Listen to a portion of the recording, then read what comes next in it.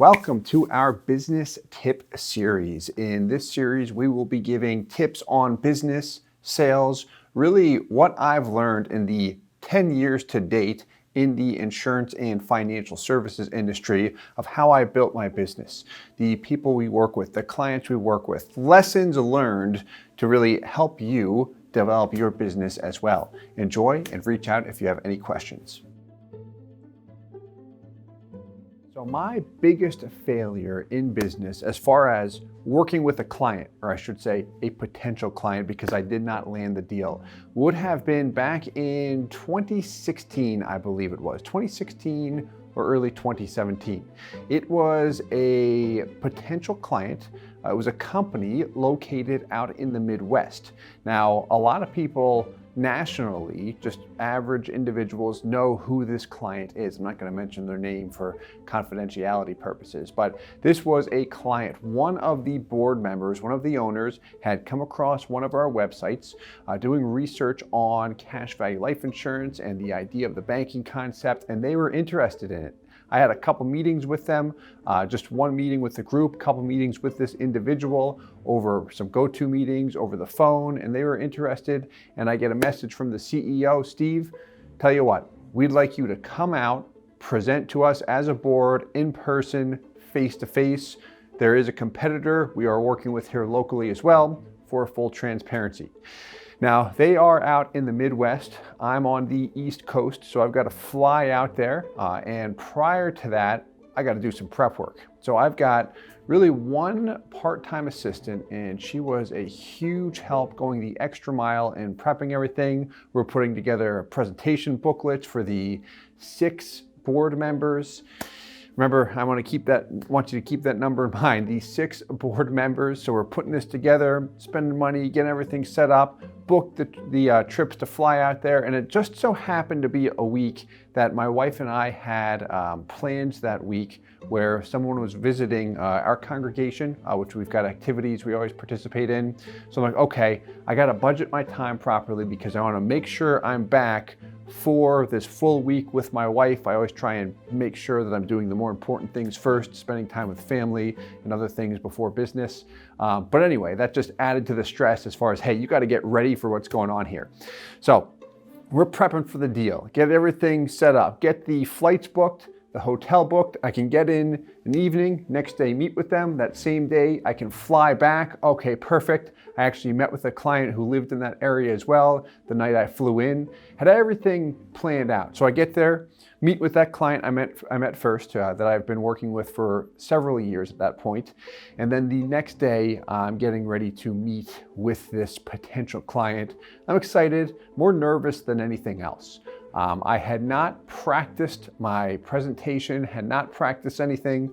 At that point in time, I had met with clients really over a computer, a go-to meeting, going through software, showing them how to design a policy for maximum cash value, and that was about it. Not used to big presentation. So I get there, walk into the boardroom. There are 7 individuals there. Keep in mind, I created how many pamphlets or presentation workbooks? 6. They had one of their officers that provides advice there as well. So I'm like, all right, I'm going to give him my master copy. So I get there, I give everybody these huge, thick booklets with so much information in there. There must have been like 150 pages each. I put way too much into it. It was overwhelming. And then I start talking about things that they're not interested in. Talking about, hey, this product, here's how it works. Here's the different companies. Here's the different ways to structure your executive benefit plan, or if you want an executive bonus plan. Going into all these terms, they're just kind of like, okay, thanks for the information. But I had what you would call motor mouth. I completely bombed the presentation. I did not ask enough questions. I barely asked any questions because I was nervous. I was not trained at that point in time as far as how to interact with a group of people. One-on-one, I was still refining my skill, but was not that great. I'm still not that great by any means. But went in there, bombed. Fly back. I knew I had lost it. Like, you ever do something, you're like, oh man, I blew that. You walk out of a situation, you just knew everything went wrong. But everybody asks me when I get back, hey, how'd it go? It went well, we should hear back in a week or so. just kind of hoping something good would come of it.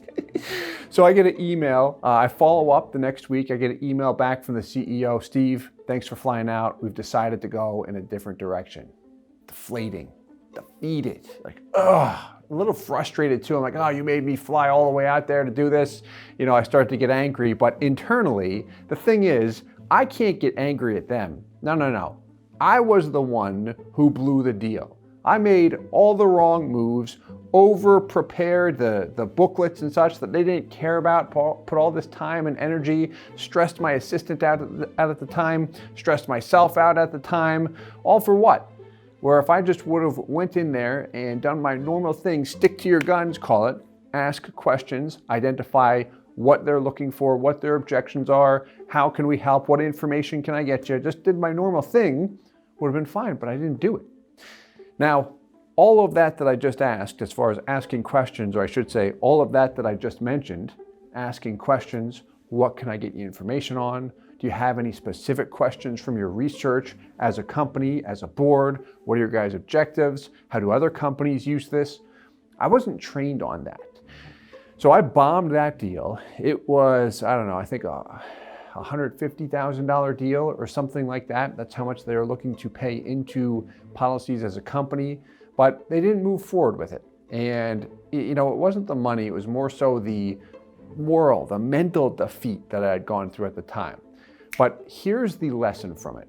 That was so valuable. If I look at some of the biggest deals that we have as a company now, we work with banks that put tons of money into cash value life insurance products, have met with their executives and board members, individuals that just do extremely well from a business standpoint that put in 7 figures per year into life insurance policies. I do learn a lot when I work with these individuals, but the biggest lessons often come from one's failures. And if you can reflect back, and if you can record it, if it's virtual, that's beautiful, because you can really see, okay, where can I improve here, and see it from almost a third-party perspective. But when I reflect back on that specific deal, what did I do wrong? Well, I had motor mouth. I went in there and talked about things the company did not care about. I did not address the core benefits of the product they were interested in. I started talking about other things I thought they wanted to hear. I got off of my game. I had a fastball that I did not use. Never threw a curveball in my life, and I'm walking in there to try and throw a curveball. If I would go back in time, I would tell myself I'm an idiot for doing something like that. Seriously, like, Steve, what are you doing? But anyway, that was definitely from just a case size, the amount of stress, flying out to meet someone, definitely one of my biggest failures as far as meeting with the client and not getting the deal. But the lesson learned is after the fact to go back and say, okay, here's where you messed up. Where can you improve? One, we've grown our company to today. We're 2021 in April right now. We've got about 40 employees. We're humming, we're moving forward. And I'll use that story among my staff, employees, new sales agents to say, hey, anyone can grow, can develop. Everyone's gonna trip and fall, mess up at times. That's part of the journey. Here's a perfect example. You're looking at it right here. And I've messed up way more than that time. So when we fail, when we lose a deal, what we do not want to do is keep your head down. Don't get discouraged. Don't let it keep you down. Use it as a learning lesson. Brush it off, move forward, and continue to improve. That is a consistency I see among many successful entrepreneurs, sales professionals, business owners, you name it. They all fail, especially when they're new, early off. But they constantly refine their practice, refine their communication, their skills, and then eventually they get to that superstar level. Now, overall, again, when I look at that failure, what I did not have at that point in time was coaching. Nothing. I invested nothing into personal development. No business mentors. It was shortly after that point in time that I elected to invest in personal development, business coaching. And then our company started to take off because we took things from people that had already figured out business and started to apply them to our business. Like, I knew the insurance product. I mean, that's something I know quite well. I don't say that in a haughty manner by any means, but the insurance product, I understand it in and out. My background in designing policies for corporations, individuals, maximizing the cash value, different companies, flexibility, yada, yada, yada. It's something I love. When I go back to that deal that I blew and tripped and fell down oh so hard, I knew the information. I could not get it out and present it in an effective manner, and they didn't have confidence in me. That's when I look back at it, that's what happened. So in investing in personal development, investing in business coaching, that's really helped our company, myself, tremendously, quite a bit, to get to that next level. Like, I tell you, as a company, I am so big on role play and practice. Whenever we are giving a presentation, what I'll do now, whether it's a live presentation or even virtual, I will rehearse that thing, practice it so many times, because I know it's one thing to have the information in your head, but it is a completely different ball game getting it out in an effective manner where not only is it clear and concise, but it's delivered in a manner that captivates your listener. So you've got to be honest, you've got to be accurate, but also you can't put people to sleep because that can happen a lot, especially when you're talking about cash value life insurance or whatever it might be. So biggest failure, that by far was it, flying out to that deal and just bombing it. But the lesson learned there is, one, practice, rehearse, deliver in an appropriate manner, but then two, invest in help. If I would have invested in personal development, had the business coaches, the resources, the mentors that I have today, my confidence would have been a lot higher going into that deal. But again, I didn't have it because I was doing things just, hey, learn as you go, old school, hopefully it works out. It didn't work out. So I do hope that you found this video helpful. Overall, that was a great learning experience as I reflect back on it. Who knows, maybe I'll get the opportunity to talk to them again at some point in the future. But I do hope that you found some value here. I'll talk to you soon. Hey guys, Steve Parisi here. If you enjoyed the content you just saw, please subscribe, like, and hit the notification bell for future videos. If you'd like more information or to see some custom policies for yourself, feel free to call or email our offices at the contact information below.